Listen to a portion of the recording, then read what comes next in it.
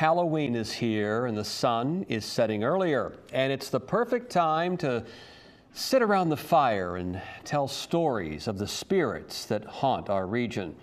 Our Ashley Knight visited a few places in Virginia Beach ghost hunters might want to check out. Right, Ashley? That's right, Tom. Normally, when you hear Virginia Beach, you think of sunbathing, tourist attractions, and nightlife. But there's a different kind of nightlife that lurks beneath the surface. As one of the oldest inhabited areas in the nation, there are tales that will alarm, frighten, and even terrify you. Virginia has a rich history when it comes to ghosts and hauntings. One story is linked to this statue, the Norwegian Lady. In 1891, the ship the Dictator crashed headlong into a sandbar less than a mile out from the ocean front. The captain's wife, Joanne, and 4-year-old son, Carl, perished in the shipwreck. It's said that on moonlit nights, especially after storms, you might see a woman standing right where my lantern is, dressed something like the lady here, but all in white and sometimes dripping with water. It said sometimes you might hear on the wind her call out 2 names, Carl and Jorgen. Other women were thought to have a more sinister intent. In 1706, Grace Sherwood was tried for witchcraft after a neighbor accused her of causing a miscarriage. The council tied her thumbs and wrists to her ankles and toes and threw or ducked her into Witch Duck Bay. She survived, living to the age of 80, but has she held a grudge this many hundreds of years later? You might see lights dancing on the water.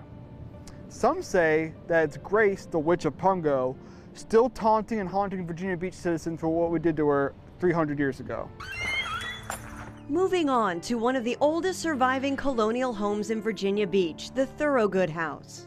You do get lots and lots of activity, including people feeling temperature changes, water dripping from the ceiling, when there's no vents or ventilations up there at all. Some wonder if Argyle Thoroughgood, who built it, still watches over the house.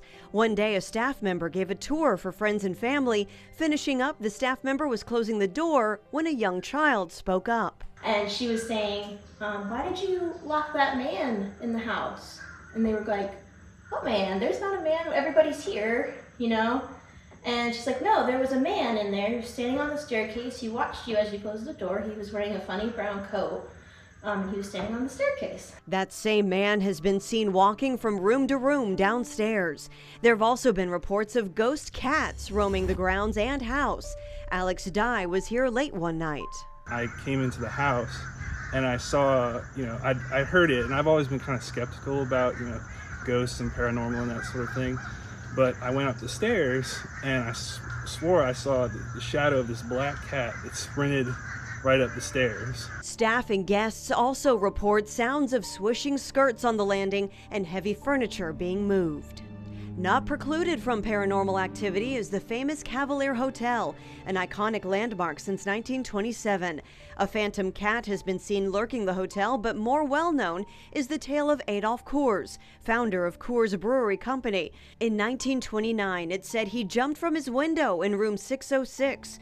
Guests staying in the room have reported windows opening in the night, drops in temperature, and shuffling noises coming from the corner of the room. And as you wander Virginia Beach, be kind if you come across any of these spirits. They may have shuffled off this mortal coil, but they'll keep a grip on you. Now that you've heard these stories and walked the shore, you are part of their stories, and their stories are part of you.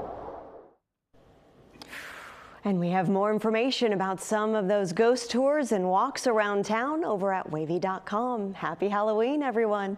Ashley Knight, 10 on your side.